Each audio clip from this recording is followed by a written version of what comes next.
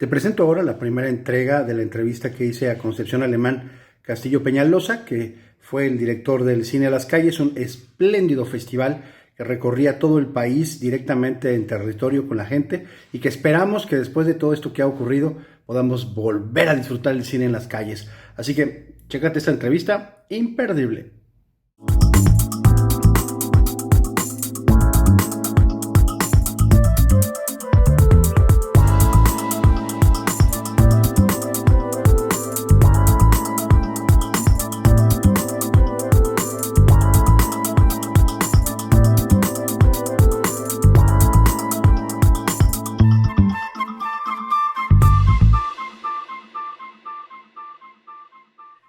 En El Hijo del Rayo hemos estado platicando mucho y con frecuencia respecto de lo que ha afectado nuestras vidas el tema pandémico, en particular lo que tiene que ver con las artes y con la tecnología.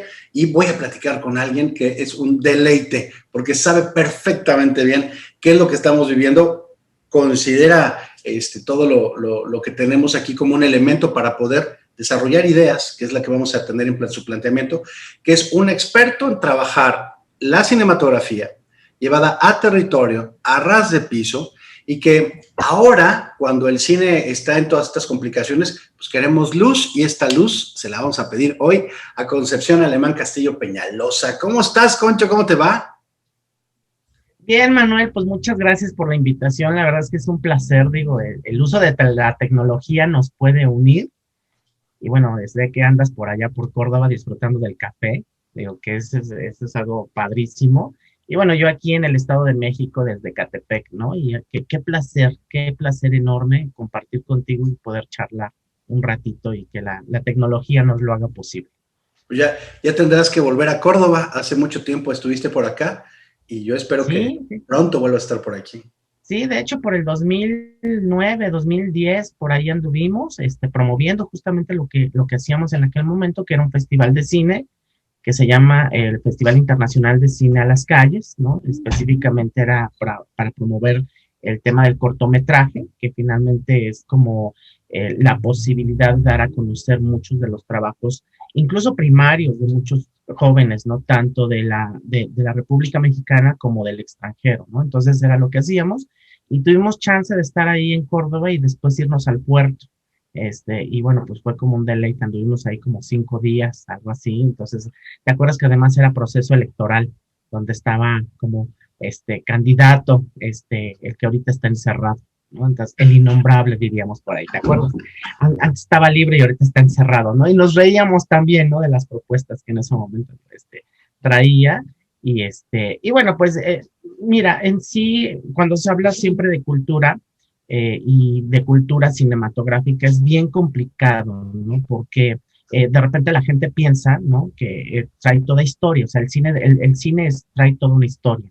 Y es una historia también que la tecnología le ha permitido transitar y hacer como cosas mucho más baratas, con mejor incluso producción a las de antes, ¿no?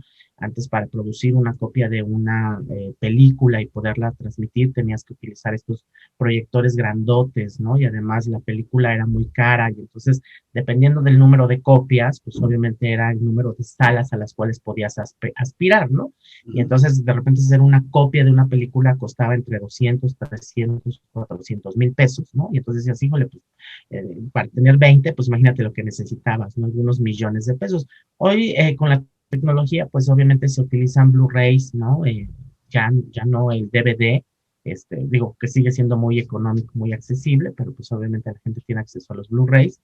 Y ahorita también mucho del cine que se hace o mucha de la producción cinematográfica la puedes ver vía estas plataformas de streaming, ¿no? O sea, que todos ahorita, pues obviamente son las más beneficiadas, ¿no? Porque pues obviamente está la industria cinematográfica no está en crisis, lo que está en crisis son los mecanismos de exhibición, ¿no? O sea, que son estas salas donde pues obviamente al no poder tener contacto o al no poder abrir, pues están a punto de quebrar, ¿no? Y están a punto justamente de cerrar.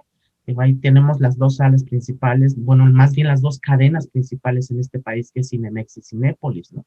Y que ambas están en una crisis porque no tienes afluencia. Y dependiendo de este mecanismo de semáforos, es como la gente de repente abre o cierra y accede, ¿no? También. Entonces, y hay mucha gente que dice, yo no me quiero arriesgar y prefiero seguir consumiendo lo que las plataformas digitales me dan antes de acercarme justamente a una sala pues de cine, que además están cerradas. Mira, yo ahorita cuando se volvió a plantear el semáforo naranja aquí, tanto en la Ciudad de México como en el Estado de México, tuve la oportunidad de regresar al cine. Fui 21 veces al cine.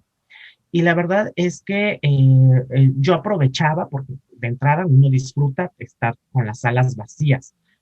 Digo, y uno lo disfrutaba cuando iba temprano, ¿no? En etapas normales, pero Ujú. en este momento de la crisis, pues obviamente era ir una o dos personas, ¿no? Pero además era lo que entraba en total, o sea, la sala, no es que después dijeras, bueno, al rato se va a llenar y van a entrar otros 15 y después van a entrar, no, o sea, eran dos personas que entraban en todo el día, tres personas que entraban en todo el día, entonces imagínate absorber el costo, ¿no? De rentas, de pago de sueldos, de pago obviamente de infraestructura, de hacer o de tener toda la mercancía que venden ahí, ¿no? Pues obviamente tiene que ver justamente con una preocupación, ¿no? O sea, imagínate, no es lo mismo que tengas un ingreso de 500 personas a que te ingresen dos, ¿no? Y que además las dos no te consuman, pues por miedo justamente de decir, mejor no como en la sala porque pues vayan a saber qué vaya a pasar, ¿no? Entonces, eso creo que nos lleva también a plantear cómo redefinir la forma de ver cine. Nosotros hacíamos un proyecto que efectivamente, como bien lo mencionabas cuando me presentaste, lo que hacía era llevar cine a las calles y tomar los espacios públicos para que la gente disfrutara del cine. O sea, del cine en la modalidad de cortometraje, ¿no? Y entonces tenía chance de ver 15 o 10 propuestas cinematográficas de chavos. Y entonces, ahorita, por ejemplo, que te piden estar encerrado, tienes que replantear justamente qué es lo que vas a hacer, ¿no? O sea, y además tenemos que entender algo. Cualquier actividad cultural genera o mueve la economía local.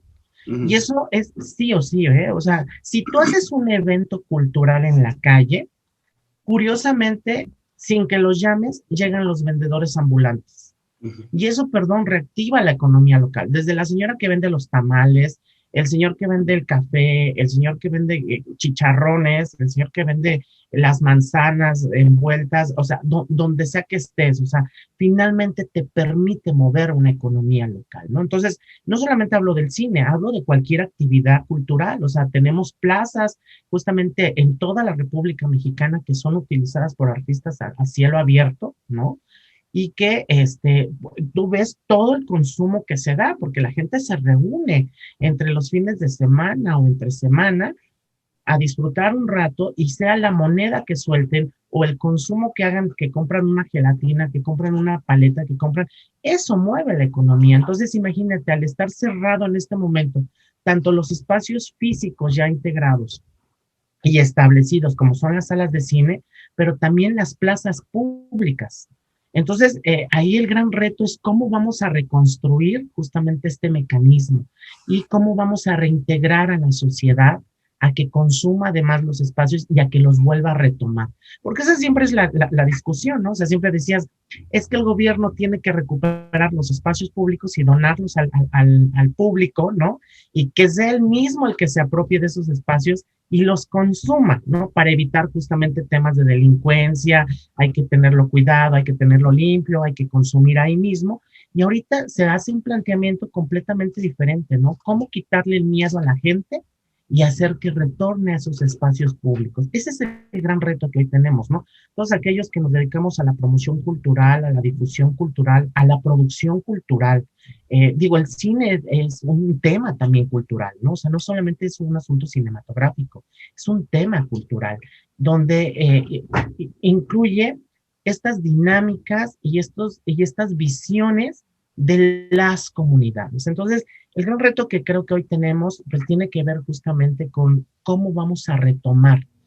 Hemos llegado al final de esta primera entrega con Concepción Alemán Castillo Peñalosa y no te pierdas la segunda parte donde va a hablar sobre cómo podríamos reactivar el sector de la cinematografía combinado con otras artes y ciencias que podrían estar alrededor de esta posibilidad de volver a estar en los espacios públicos y por supuesto en las salas de cine.